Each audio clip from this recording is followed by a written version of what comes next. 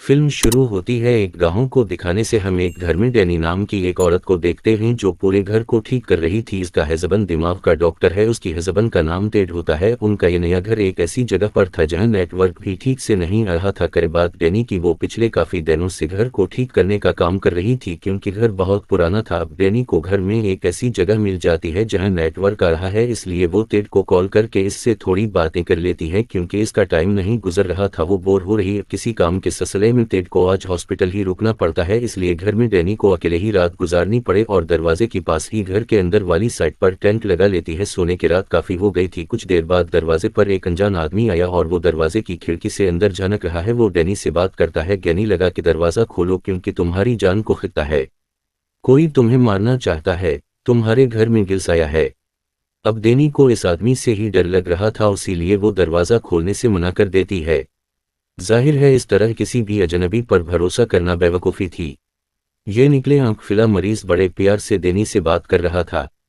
इसका लहजा और तासुरात देखकर भी यही लग रहा था कि उसे डियानी की परवाह है और वो सच में उसकी मदद करना चाहता है। वो फिर डियानी को कहता है, ठीक है, अगर तुम्हें मुझ पर भरोसा नहीं तो कोई बात नहीं, तुम पुलिस को गाल कर दो क्योंकि तुम्हारी जान को सच में खतरा है। मेरी बात को समझो। अब इसकी बातें सुनकर डियानी दरवाजे के पास है। उसने दरवाज़ा खोला या नहीं ये तो हमें रखाया नहीं गया, मगर इसके साथ हमें दूसरा सीन दिखाया जाता है जहाँ हमने देखा कि कोई चीज़ बुरी तरह इस निकली आंख वाली मरीज को मार देती है। फिर पता चला कि डैनी की भी मौत हो गई। इसका भी किसी ने बेरहमी से कत्ल कर दिया है, यानी जैसा उसने कहा था वैसा ही हो गया। और अब हम कुछ महीने के बाद का टाइम देखते हैं जहां डैनी का हस्बैंड टेड एक दुकान पर आता है जहां पुरानी कीमती चीजें मिला करती थी। ये दुकान असल में डैनी की जुड़वा बहन डार्सी की थी। डार्सी बचपन से देख नहीं सकती थी, यानी कि वो अंधी थी, साथ ही इसके पास कुछ साइकिक पावर्स थी, यानी दिमाग की अनोखी ताकतों के मालिक थी। वो जैसे बहुत अजीब व गरीब चीजें महसूस कर सकती थी और देख सकती थी जिनमें भूत आत्माएं जादू टूना भी हो सकते हैं। डार्सी को अपनी बहन डियानी की मौत का बहुत दिख था। टेड अक्सर इससे मिलने आया करता था मगर उसे डार्सी के उल्टी सीधी बातों पर यकीन नहीं था और इसका ये दावा था कि मैं पैरानॉर्मल चीजों को महसूस कर सकती हूँ, यानी ऐसी चीजें जिन्हें समझ पाना आम इंसान के बस की बात नहीं है। उस टाइम इसके हाथ में एक बेल थी। वो टेड को बताती है कि ये बेल एक लड़के की जिंदगी से जुड़ी हुई, मगर एक दिन इसकी बेरहमी से किसी ने जान ली और अब मैं उसे इस बेल के जरिए महसूस कर सकती। टेड यहाँ उसे कुछ देने आया था। जो चीज डार्सी नहीं मनवाई थी वो कोई ऐसी खास चीज थी जो इस निकली आंख वाले मरीज से जुड़ी हुई हो, क्योंकि इसके जरिए डार्सी ये पता लगवाना चाहती थी कि आखिर क्यों उसने डैनी को मारा और इस टाइम वो क्या सोच रहा है।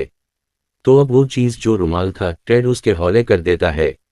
बातों ही बातों में डार्सी को पता चला कि अब टेड ने किसी और लड़के के साथ रिश्ता बना लिया है जिससे वो जल्द ही शादी कर लेगा।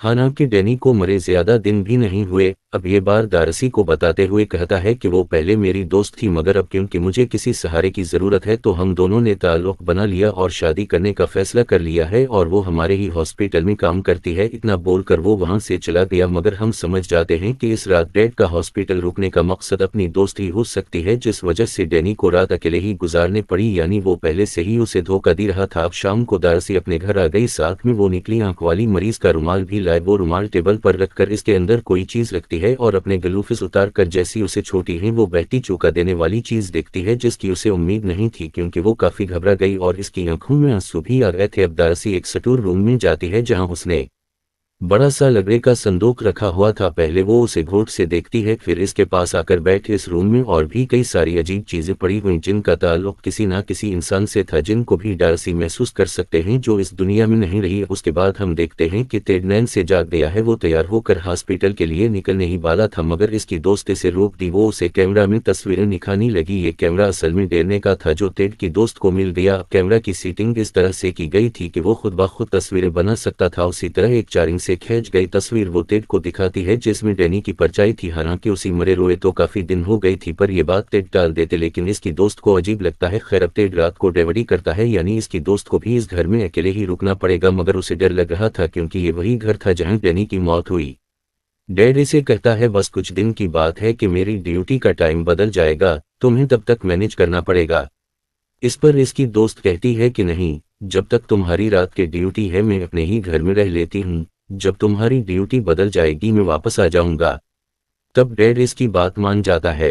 इसकी दोस्त को आज ही निकलना था और इससे पहले कि डैड अपने गाहम पर जाता वो बताती है कि कल रात डार्सी ने अजीब सा तोहफा भेजा है और ये वही लकड़े का संदूक था जिसे देखकर दोनों को ही काफी हैरत हुई। इससे भी ज्यादा हैरान वो तब रह गई जब इन्हें पता चलता है कि डार्सी बाहर ही खड़ी हुई है, इसलिए दोनों उसे घर के अंदर ले आते हैं। उसे किसी ने आने की दावत भी नहीं दी थी, वो खुद ही अभी थी। वो यहाँ 2 दिन के लिए रहने आई थी और इस बात में टेड की दोस्त को कोई दिलचस्पी नहीं थी, लेकिन टेड उसे मना नहीं कर पाता। अब ना तो यहाँ टेड होगा और ना ही इसकी दोस्त, लेकिन फिर भी डार्सी रुकना चाहती थी। अब डार्सी इन्हें लकड़ी की संदूक वाला तोहफा दिखाती है जो सच में अजीब था क्योंकि अंदर लकड़ी का ही बना बड़ा सा पतला था। उसे देख टेड की दोस्त को बहुत बुरा लगा। तब टेड उसे समझाता है कि जब डार्सी चली जाएगी तो मैं इस पतले को हटा दूंगा, जब तक वो यहाँ है प्लीज मेरी खातिर इसे बर्दाश्त कर लो। अब टेड तो निकल गया। फिर कुछ देर बाद इसकी दोस्त भी निकलने वाली थी लेकिन इसकी चाबियां कहीं गुम हो गई थी।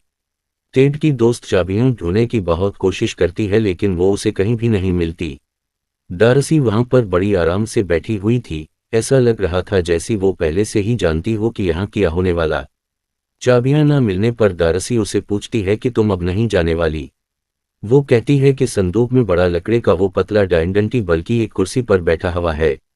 इसे देख टेड की दोस्त को अजीब लिखा। वो डार्सी से पूछती है कि हाँ उसी तुमने बाहर निकाला, तो वो बड़ा ही अजीब जवाब देती है कि नहीं।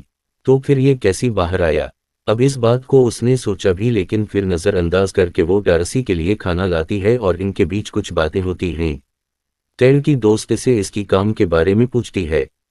जब उसने बताया तो दिल ही दिल में वो डार्सी पर हंसती है। इसका मानना था कि डार्सी किसी चुड़ैल की तरह गोतात माहू जादू टोने पर यकीन रखती है। डार्सी इसे पूछती है अच्छा तुम्हें इस घर में कैसा लगता है। टेड की दोस्त ने जवाब दिया कि खास अच्छा नहीं लगता, जैसा आपकी बहन के साथ हुआ इससे तुम्हें ज्यादा सहम गई। फिर डार्सी उसे पूछती है अच्छा अगर कोई अनजान आदमी तुम्हें दरवाजा खोलने का कहे तो क्या तुम दरवाजा खोलोगी इस तरह। वो कहती है कि नहीं क्योंकि मैं इतनी बेवकूफ़ नहीं हूँ। ये सुनकर डार्सी को गुस्सा आ गया। वो कहती है मेरी बहन भी बेवकूफ़ नहीं थी और उसने भी दरवाजा नहीं खोला, यानी वो निकली आंख वाला मरीज नहीं बल्कि कोई और ही है जिसने उसे मारा। ये सुनते की दोस्त कहती है कि अगर इस जैसी पागल इंसान ने उसे नहीं मारा तो किसने मारा होगा।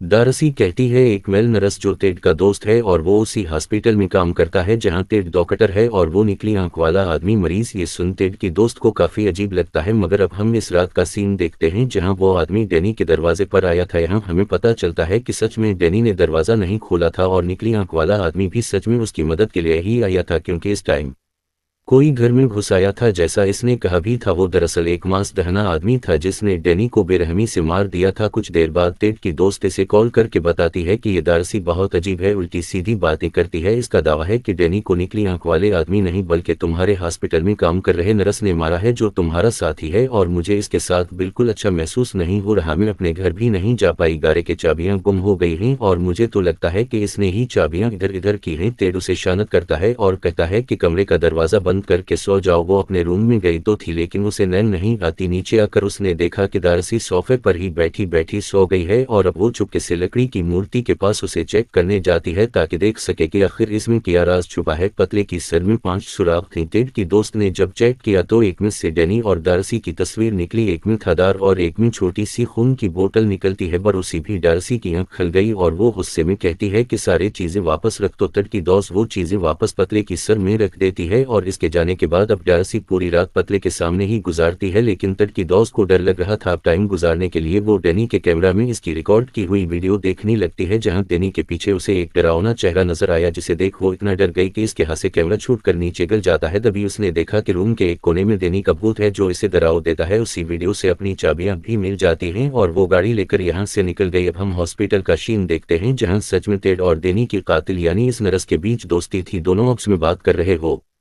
अब घर आने की बार टेड देखता है कि इसकी दोस्त यहाँ पर नहीं है और टेबल पर डार्सी उदास बैठी हुई है। जब टेड ने अपनी दोस्त के बारे में पूछा तो वो जवाब देती है कि वो तो भाग गई है। मैं चाहती थी कि वो तुम्हारा असली ज़ुरा देखें कि तुम कितने घटिया इंसान हो, लेकिन मेरी बहन के भूत में इसे डराई और वो चलती बढ़ी। मैं सच जानती हूँ कि तुम ही वो इंसान हो जिसने मेरी बहन को मरवाया है क्योंकि तुम्हें अपनी दोस्त से प्यार हो गया था।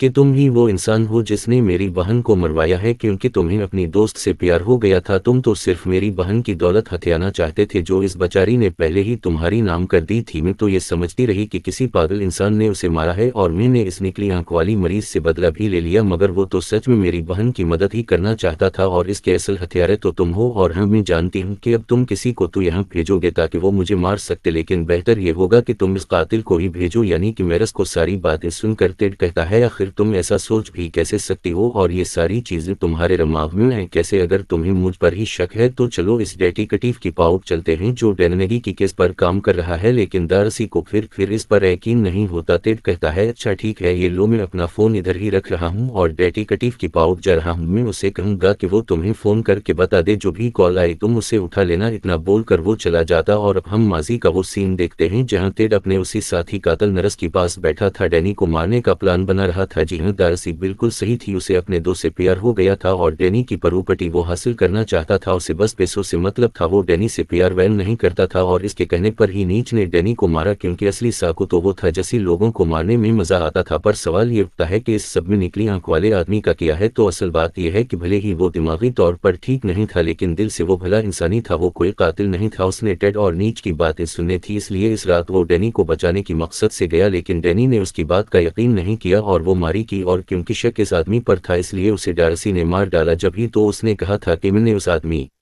से बदला लिया। इसके बाद हम देखते हैं कि टेड डार्सी को भी मारने का प्लान बना चुका है। उसने जाते जाते फर्श की एक ताल निकाल ली ताकि जब वो फोन उठाने आए तो इस जगह से नीचे गिर जाए। उसने नरस को भी एक काम दे दिया था कि अब तुम्हें डैनी की बहन डार्सी को भी मारना है। वो इस काम के लिए राजी हो गया और खुशी खुशी इसके घर के लिए निकल जाता है। टेड हॉस्पिटल के नंबर से घर के नंबर पर कॉल करता है और जैसे डार्सी फोन उठाने के लिए आगे बढ़ी, लेन के मुताबिक वो नीचे गिर जाती है। नरस जब वहां आया तो पहले इसकी नजर लकड़े के पतले पर गई और फिर डार्सी पर, जो बुरी तरह जख्मी हो गई थी। इसकी सर पर गहरी चोट लगी थी और बहुत ज्यादा खून बहने की वजह से जल्दी इसकी मौत हो जाती है। पर यहाँ एक नया ट्विस्ट आता है। अब जैसा कि हम जानते हैं कि डार्सी को रेचुल जादू इस तरह की चीजों पर पूरा यकीन था, तो इसके मरने से यहाँ एक रस्म पूरी होगी और उसे पहले से ही अपनी मौत का पता था, तो जानबूझकर उसने कद को बचाने की कोशिश भी नहीं की। और अब इसकी मरते ही लकड़ी का पतला अचानक से जिंदा हो जाता है। वो नरस के पीछे पड़ गया और इस पर हमला कर देता है। नरस अपनी जान बचाकर भागा, लेकिन अचानक वो बेहोश हो गया। इसकी जब आंख खुली तो वो खुद को हॉस्पिटल की बीट पर बंदा हवा पाता है और टेड इसके सामने खड़ा हुआ था। उसने डार्सी की मौत का इल्जाम नरस के सर पर ही डाल दिया, जिस पर नरस इसके सामने गदराने लगता है कि मैं वादा करता हूँ किसी को कुछ भी नहीं बताऊंगा, तुम बस मुझे छोड़ दो। इस पर टेड कहता है, नहीं, मैं इतनी बड़ी बेवकूफ़ी नहीं कर सकता, क्योंकि अगर मैंने तुम्हें छोड़ दिया तो शक मुझ पर ही आएगा कि मैं आखिर तुम जैसे पागल साइको इंसान को क्यों नहीं पहचान सका। लेकिन अगर मैं तुम्हें न छोड़ूं तो ऐसे तो मैं बच जाऊंगा, क्योंकि भला कौन ही तुम्हारी बात का यकीन करेगा कि एक लकड़े की पतरे में जान आ गई और उसने तुम पर हमला किया। तो इससे हमें पता चला कि टेड एक बहती मतलबी और धोखेबाज इंसान है जो बहती चालाकी से लोगों का इस्तेमाल किया करता था और उसने तकरीबन सिब्बी का इस्तेमाल किया, यहाँ तक कि अपने बीवी कभी अब डार्सी नरस को मार भी सकती थी, लेकिन वो इतनी आसानी से उसे बख्शने वाली नहीं, बल्कि वो उसे तड़पाना चाहती थी जैसे उसने डेनन को मारा और कई लोगों पर जुल्म करके इन्हें तकलीफ थी। साथ ही जब वो नरस था तो उसने बहुत लोगों के साथ ज्यादती भी की। अब एक मरीज नरस से अपना बदला लेने आया और वो इसकी उंगली को कट लेता है, जिससे वो बुरी तरह तड़पने लगा। इसके बाद हम देखते हैं कि टेड, जो काफी परेशान लग रहा था, अपने घर आया। वो उसी बेल को देखते हैं जिसके बारे में डार्सी ने कहानी सुनाई। वो बेल को बजाकर इस लड़के की आत्मा को बुलाने की कोशिश करता है जिसके साथ ये बेल जोड़ी हुई थी, मगर अजीब कुछ भी नहीं हुआ। उससे टेड को लगता है कि शायद सुपरनेचुरल जैसी कोई चीज होती नहीं है और डार्सी बस फ्रॉड करती। साथ ही हमें पता चला कि टेड के दोस्त ने भी उसे छूट दिया, यानी इस तरह डार्सी का अपनी बहन की तरफ से बदला पूरा हो गया, क्योंकि टेड की पूरी जिंदगी बर्बाद हो चुकी थी। और तब हम बहुत चौंका देने वाला सीन देखते हैं। जिस लड़के की बेल थी तभी इसकी आत्मा टेड के साथ आकर खड़ी हो जाती है, जिसका मतलब कि अब टेड भी बचने वाला नहीं है और उसी के साथ इस फिल्म की कहानी भी यहीं पर खत्म हो जाती है।